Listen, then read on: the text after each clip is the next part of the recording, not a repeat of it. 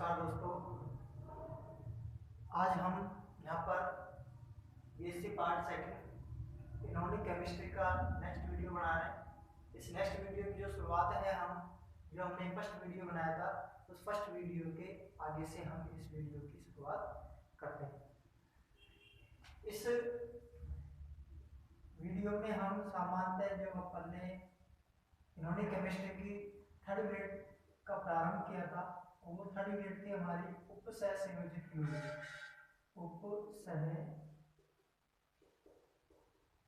संयोजक यौगिक। इस उपसह संयोजक यौगिक वाले यूनिट में हम कुछ सामान्य बातें पढ़ चुके थे कि जैसे बंध किसे कहते हैं, ये कितने प्रकार के होते हैं, और फिर उसी क्रम में अपन ने टॉपिक लिया था कि जो अकार्बनिक यौगिक होते हैं, अकार्बनिक यौगिक 3 प्रकार के होते हैं। कितने प्रकार के होते हैं? 3 प्रकार के। और उन 3 प्रकारों में अपन ने यहाँ पर पहला प्रकार लिया था साधारण लवण के रूप में, साधारण लवण के रूप में, जिसे हम बोलते हैं सामान्यतः सिंपल सॉल्ट। दूसरा अपन ने लिया था द्विक लवण, द्विक लवण या जालक यौगिक, जालक यौगिक। और तीसरा है हमारे पास जटिल यौगिक, जटिल यौगिक या उपसह संयोजक यौगिक, उपसह संयोजक यौगिक के रूप। अब देखो, सामान्यतः ये जो दोनों द्विक लवण या जालक यौगिक जो होते हैं और जटिल यौगिक व उपसह संयोजक जो यौगिक होता है, इनको हम सामान्यतः संयुक्त तौर पर बोलते हैं योगात्मक यौगिक, योगात्मक यौगिक इनको कहा जाता है। ठीक है। उसके बाद में देखो, अपन ने जो साधारण लवण है, साधारण लवण के बारे में पढ़ा था कि एक अम्ल और एक क्षार, इन दोनों के संयोग से जो अभिक्रिया होती है वो होती है उदासीनीकरण। और इस उदासीनीकरण अभिक्रिया के दौरान जो यहाँ पर अकार्बनिक यौगिक बनता है, उस अकार्बनिक यौगिक को हम कहते हैं साधारण सॉल्ट, यह साधारण लवण के नाम से उसे जाना जाता है। फॉर एग्जाम्पल में अपन ने यहाँ पर ये लिया था कि HCl जो कि एसिड होता है, एक क्षार लिया था अपन ने NaOH। जब इन दोनों की अभिक्रिया कराते हैं तो यहाँ पर बनाया था अपन ने NaCl प्लस H2, ये सॉलिड। तो ये जो NaCl बनता है ये सामान्यतः कहलाता है साधारण लवण, ये कहलाता है साधारण लवण। जब इस साधारण लवण को हम जल में घोलते हैं, इस साधारण लवण का हम क्या बनाते हैं? जलीय विलयन बनाते हैं। तो इसके जलीय विलयन में ये अपने आयनों में टूट जाता है, Na+ और Cl- में ये क्या हो जाता है? परिवर्तित हो जाता है। फिर इसके जलीय विलयन में जब अपन Na+ का Cl- का परीक्षण करते हैं तो ये आयन जो होते हैं, ये जो आयन होते हैं ये स्वतंत्र रूप से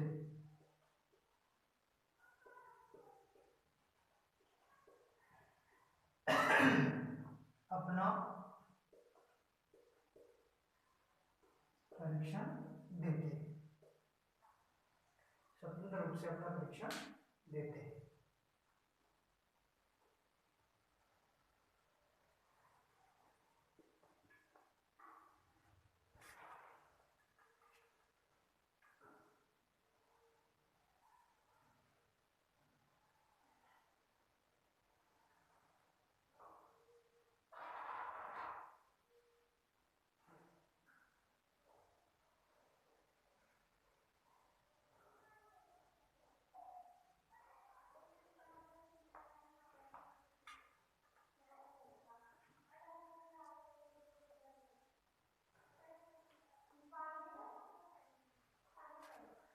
उसके बाद देखो हम यहाँ पर देखते हैं कि जो साधारण लवण है ये तो अम्ल और बेस यानी एक अम्ल और एक क्षार के मध्य में जब अपन अभिक्रिया कराते हैं, जब एक अम्ल और एक क्षार को मिलाते हैं तो उनके मध्य में अभिक्रिया होती है उदासीनीकरण अभिक्रिया। इस उदासीनीकरण अभिक्रिया से बनता है साधारण लवण। और ये जो साधारण लवण है उसका अपन ने एक एग्जांपल दिया है यहाँ पर HCl प्लस NH। HCl सामान्यतः अम्ल होता है और NH क्षार होता है। जब इन दोनों की अभिक्रिया कराते हैं तो यहाँ पर बनता है NaCl साधारण लवण के रूप में, और यहाँ पर एक बनता है आयन स्वतंत्र रूप से अपना परीक्षण ये क्या कर देते हैं, दे देते हैं। इनका जलीय विघटन स्वतंत्र रूप से इनका परीक्षण देता है।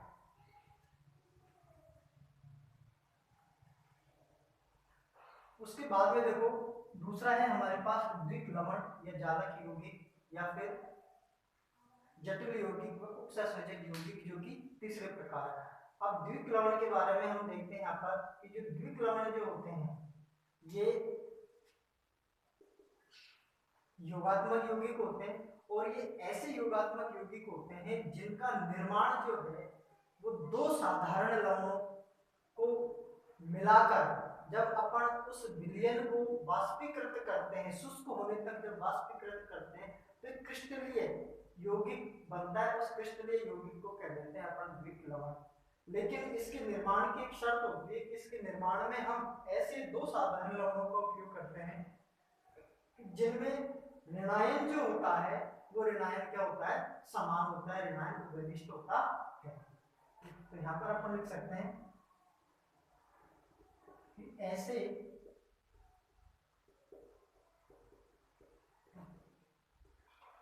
योगात्मक यौगिक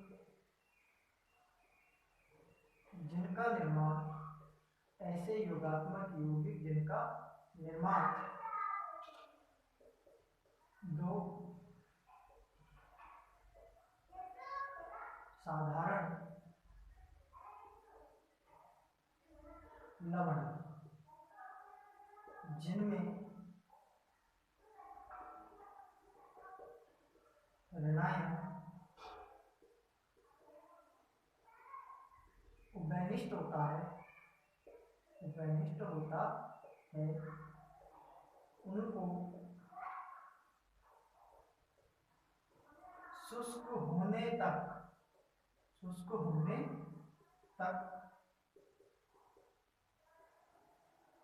वाष्पीकृत करने पर बनने वाला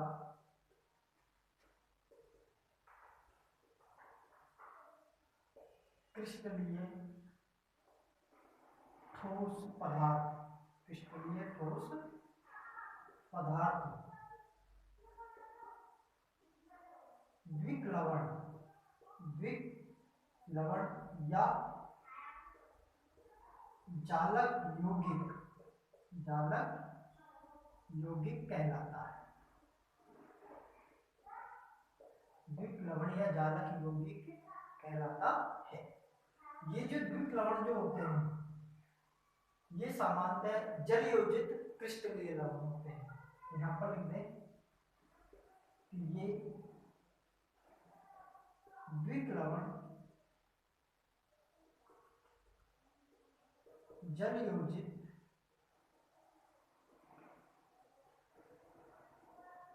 क्रिस्टलीय लवण होते हैं, जल योजित क्रिस्टलीय लवण होते हैं। ठीक है, फिर अपन यहाँ पर ये भी लिख सकते हैं कि ये जो द्विक लवण जो होते हैं ये ठोस अवस्था में ही स्थायी रहते हैं। ये लवण ठोस अवस्था में ही स्थायी रहते हैं, अर्थात इनका जो स्थायित्व है वो सामान्यतः ठोस अवस्था में ही पाया जाता है। विलयन अवस्था में इनका स्थायित्व नहीं रहता है। तो विलयन अवस्था में स्थायित्व नहीं रहेगा तो क्या रहेगा, देखो इनके विलयन में, इनके विलयन में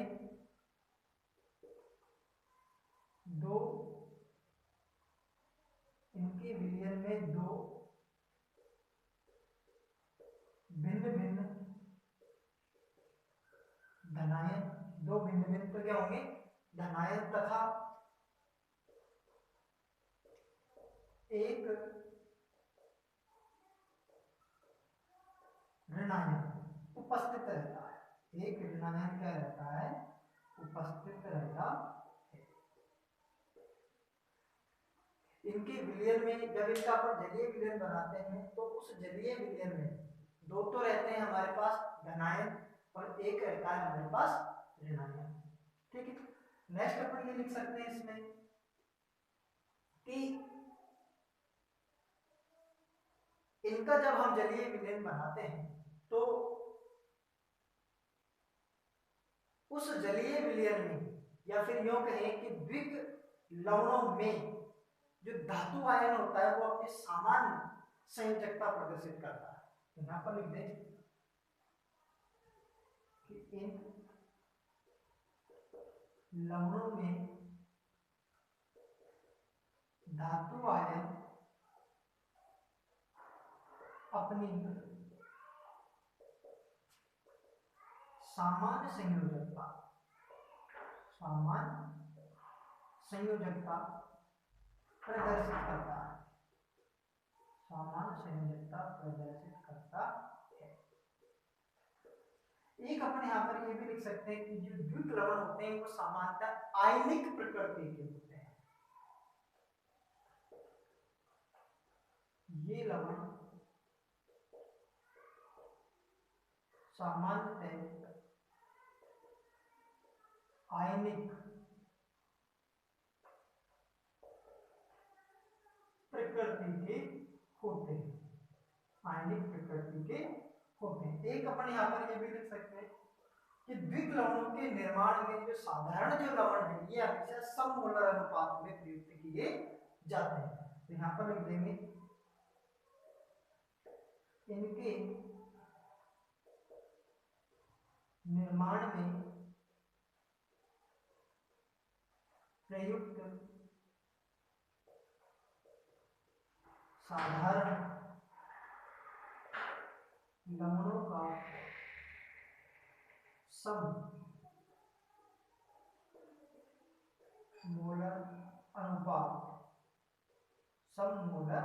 अनुपात होता है। इनके निर्माण में प्रयुक्त जो साधारण लवण जो अपन प्रयोग में लेते हैं तो उनके निर्माण में जो दोनों साधारण लवण होते हैं वो समान मात्रा में होते हैं, ये सममोलर अनुपात में होते हैं। तो यहाँ पर देखो अपन ने ये जो टॉपिक लिखे हैं साधारणतः द्विक लवण चालक युग्म से संबंधित लिखे हैं ये सभी, तो ये सभी टॉपिक आप लोगों के लिए इंपॉर्टेंट माने जाते हैं। अब अपन यहाँ पर देखते हैं इनका उदाहरण, एग्जाम्पल क्या क्या होते हैं इसमें। देखिए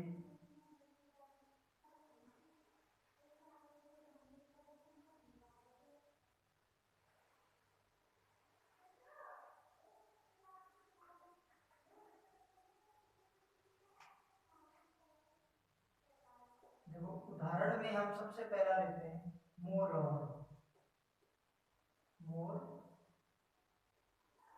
लवण।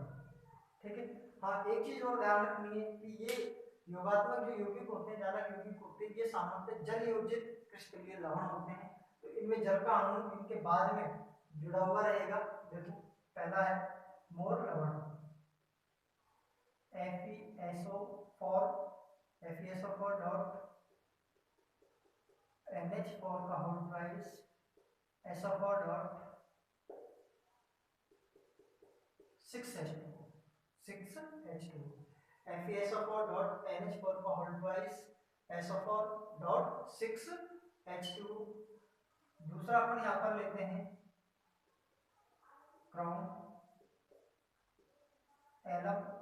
क्रोम एलम का जो सूत्र बनता है वो बनता है K2SO4 डॉट Cr2 SO4 का होल ट्वाइस Cr2 SO4 का whole twice dot 24 H2।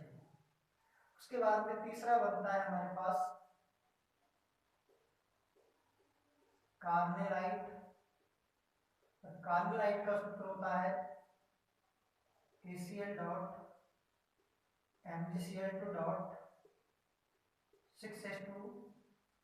Fourth है हमारे पास यहाँ पर फिटकरी, पोटास फिटकरी।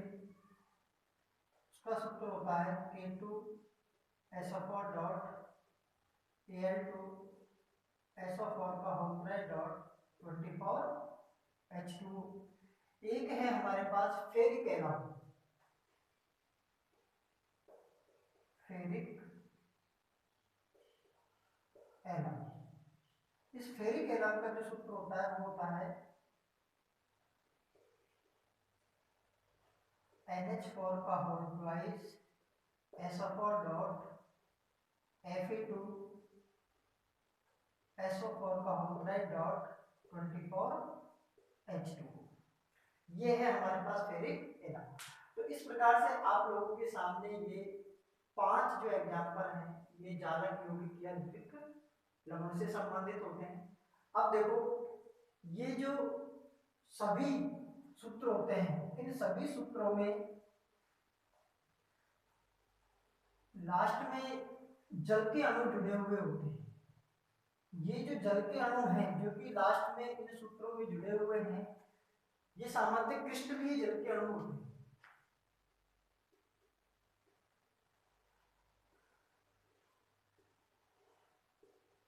ये सभी क्या होते हैं? क्रिस्टलीय जल के अणु होते हैं।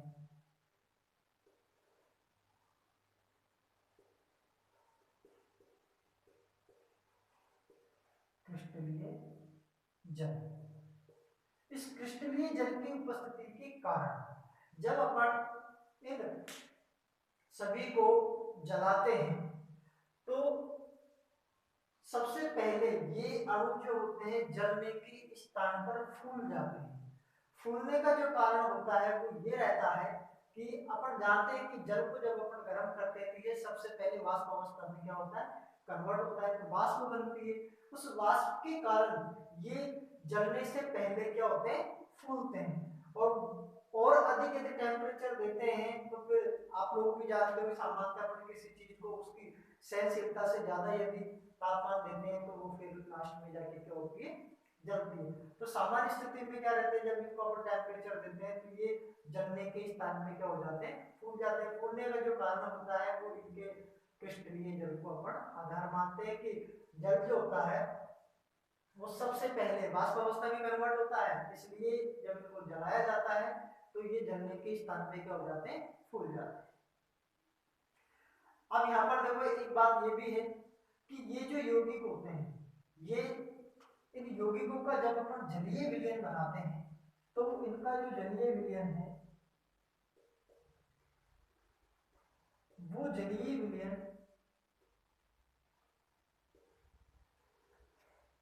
इनके साधारण लवणों का टेस्ट देने के साथ साथ इनमें जो आयंस होते हैं उनका भी परीक्षण देते हैं। यानी जैसे अपन इसकी बात करते हैं तो इसमें देखो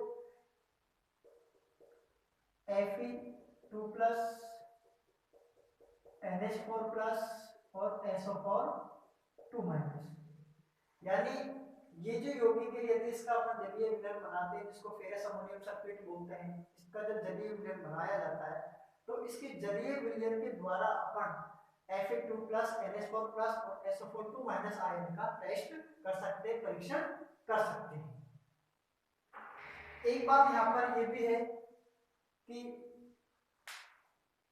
इनका जो जलीय विलयन है उस जलीय विलयन में देखो दो भिन्न भिन्न तो क्या होते हैं? दो भिन्न भिन्न यहाँ पर धनायन होते हैं और एक यहाँ पर क्या होता है? ऋणायन। यानी यहाँ इनके जलीय विलयन में दो तो धनायन होंगे जो भिन्न भिन्न होंगे और एक ऋणायन होगा जो समान ही होगा, अकेला। इसी तरीके देख लो आप जब क्रोम एलम का लवण बनाएंगे तो यहाँ पर SO4 रहेगा, एक K+ और Cr3+ का रूप में रहेगा। इधर K प्लस Mg2 प्लस रहेगा, Cl माइनस रहेगा, यहाँ पर SO4 2 minus SO4 2 minus K2 यानी K प्लस और Al 3 प्लस के रूप में रहेगा, यहाँ पर NH4 प्लस के रूप में रहेगा और Fe वो Fe3 प्लस के रूप में रहेगा और SO4 2 माइनस के रूप में रहेगा। तो इनमें देखो सभी में दो धनायन भिन्न भिन्न होते हैं और एक ऋणायन अलग से पाया जाता है। इस प्रकार से ये जो आप लोगों का जो अकार्बनिक यौगिकों में जो दूसरा प्रकार है ज्यादा यौगिक या द्विप्लवण वाला टॉपिक हमारा यहाँ पर समाप्त हो गया। अब इसके बाद में जो हमारा नेक्स्ट टॉपिक चलता है वो नेक्स्ट टॉपिक है उपसहसंयोजक यौगिक या जालक यौगिक।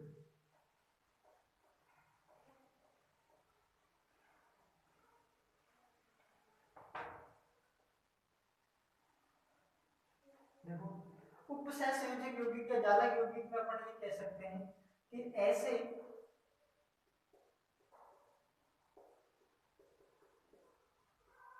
योगात्मक यौगिक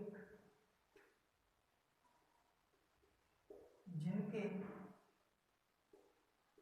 जलीय विलयन में संकुल आयन या उपस्थित आयन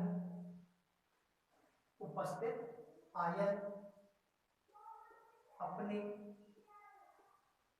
पहचान ऐसे योगात्मक यौगिक जिनके जलीय विलयन में संकुल आयन या संगठन आयन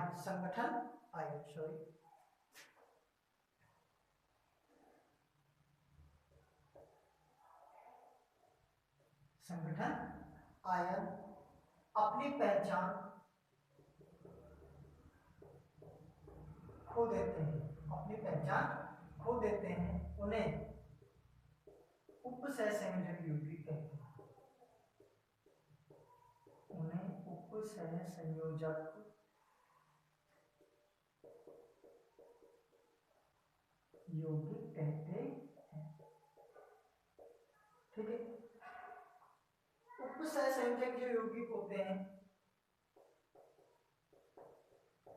ये जो यौगिक होते हैं सामान्यतः ठोस एवं विलयन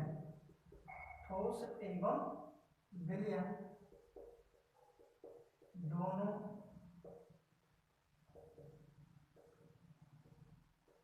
अवस्थाओं में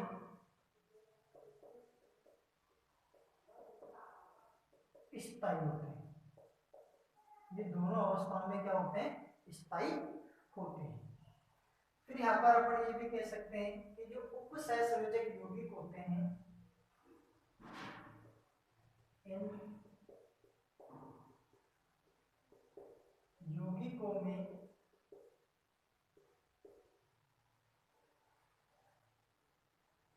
इन यौगिकों में संकुल आयन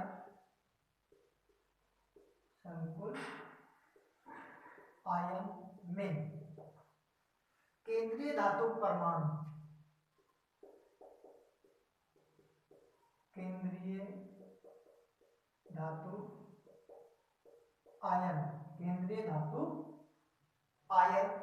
इन यौगिकों में संकुल आयन में केंद्रीय धातु आयन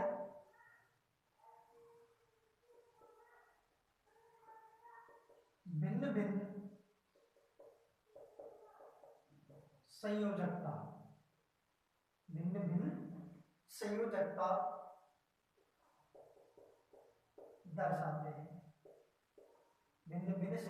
दर्शाते हैं। नेक्स्ट अपन यहाँ पर ये भी लिख सकते हैं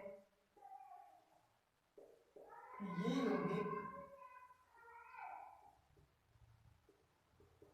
आयनिक एवं सहसंयोजक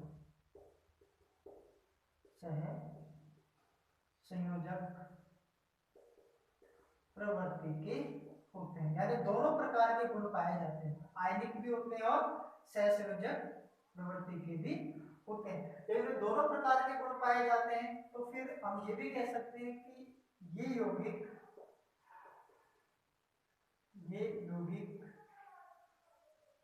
सेमी पोलर कंपाउंड कहलाते हैं, यानी अर्ध ध्रुवीय यौगिक भी कहलाते हैं, अर्ध ध्रुवीय यौगिक भी कहलाते हैं। एक अपन यहाँ पर ये भी लिख सकते हैं कि जब इन यौगिकों का जलीय विलयन बनाया जाता है,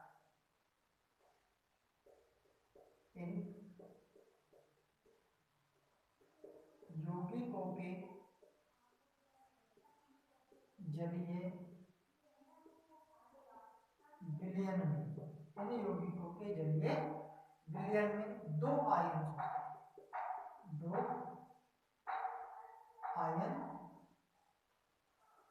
होते हैं। पहला है धनायन और दूसरा बनता है ऋणायन। ठीक है, अब देखो जो धनायन जो होता है ये संकुल आयन भी हो सकता है और साधारण आयन भी हो सकता है। ये संकुल धनायन भी हो सकता है और ये साधारण धनायन भी हो सकता है, साधारण धनायन भी हो सकता है। इसी तरीके से ये जो ऋणायन है ये भी देखो संकुल ऋणायन के रूप में भी हो सकता है और ये साधारण ऋणायन के रूप में भी हो सकता है। ठीक है, इसी तरीके से अपन नेक्स्ट इसमें लिख सकते हैं कि जो संकुल आयन होता है वो संकुल आयन लुईस क्षारों के साथ उपसंयोजक बंध के द्वारा जुड़ा हुआ रहता है। तो यहाँ पर लिख देंगे संकुल आयन में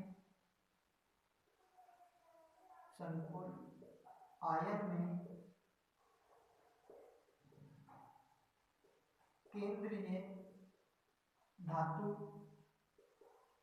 आयन, केंद्रीय धातु आयन लुईस क्षारों के साथ उपसहसंयोजक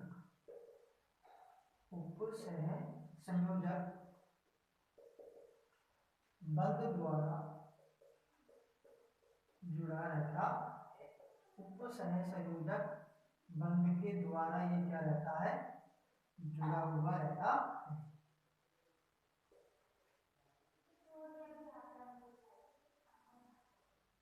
संकुल आयन में केंद्रीय धातु आयन लुईस क्षारों के साथ उपसंयोजक बंध के द्वारा जुड़ा हुआ रहता है।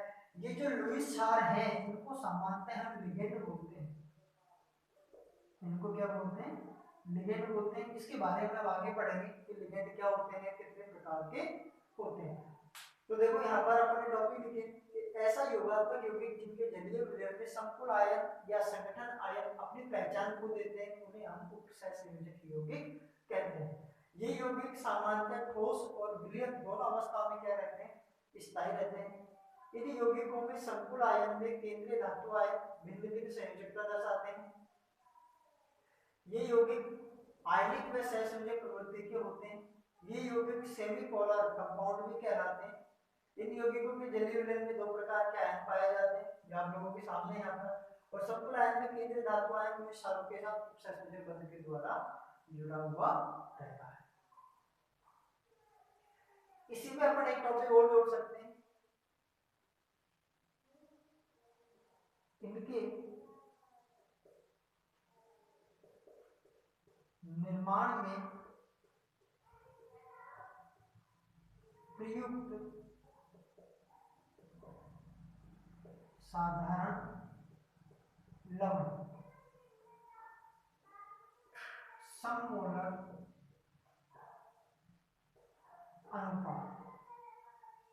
सममोलर अनुपात में हो भी सकते हैं, सकते हैं और नहीं भी हो सकते हैं, यानी समान अनुपात में हो भी सकते हैं और असमान अनुपात में भी हो सकते हैं। तो इस प्रकार से आप लोगों के सामने उपसंयोजक यौगिकों से संबंधित कुछ एक दो मुख्य बातें हैं।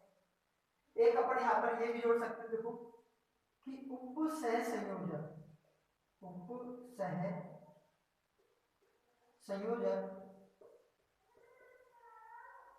यौगिकों के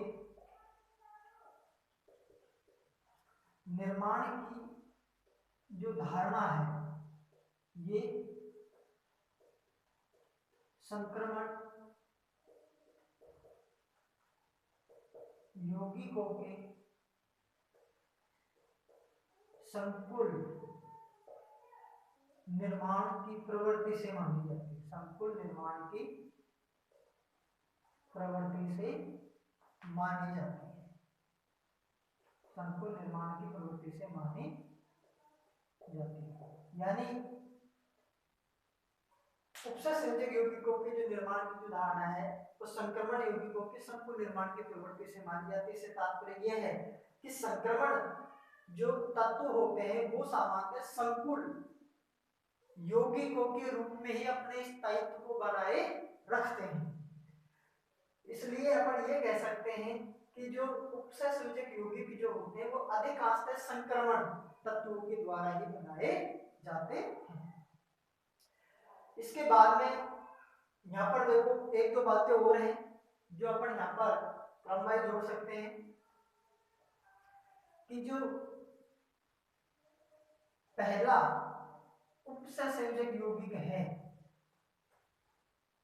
यानी प्रथम उपसंयोजक यौगिक जो है वो डिबेज, बर्लिन में रहने वाले एक वैज्ञानिक ने बनाया।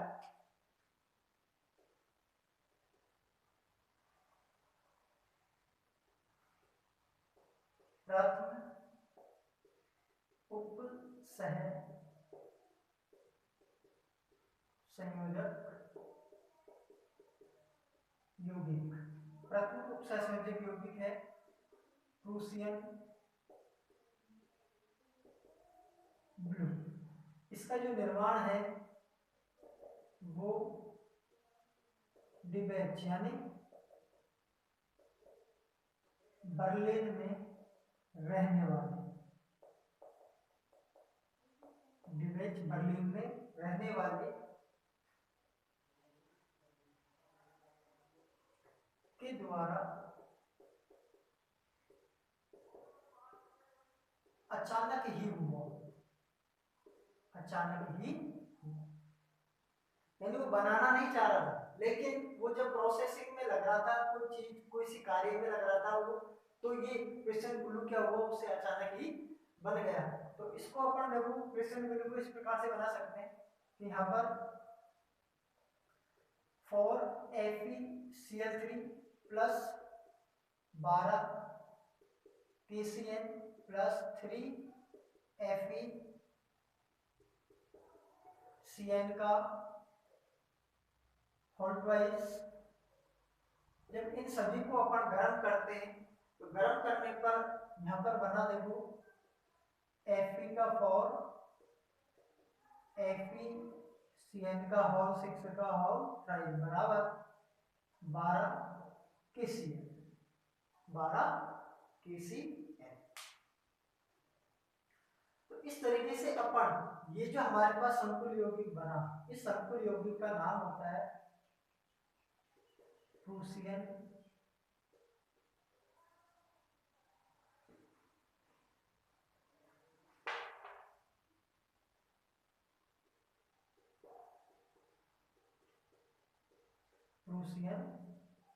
ब्लू। इस प्रूसियन ब्लू को अधिकांश का एग्जाम में पूछता है और ये बहुत इंपॉर्टेंट भी रहता है कंपटीशन की दृष्टि से, क्योंकि इसका उपसंयोजक केमिस्ट्री में जो नाम है वो पूछ लेता है कभी कभी। तो उपसंयोजक केमिस्ट्री में नाम होता है iron third hexacyanoferrate second. यानी ये एक ऐसा उपसहसंयोजक यौगिक है जिसमें एक ही धातु की दो ऑक्सीकरण अवस्थाएं उपस्थित रहती हैं। एक ही धातु की दो ऑक्सीकरण अवस्थाएं इसमें उपस्थित रहती हैं, इसलिए इसको एग्जाम की दृष्टि से महत्वपूर्ण माना जाता है और इसको अपन प्लूसिन ब्लू के नाम से जानते हैं। आज की क्लास में हम इतना ही पढ़ते हैं। आगे इससे जो मैटर है वो हम अगली क्लास में लेंगे। तब तक के लिए थैंक यू, धन्यवाद।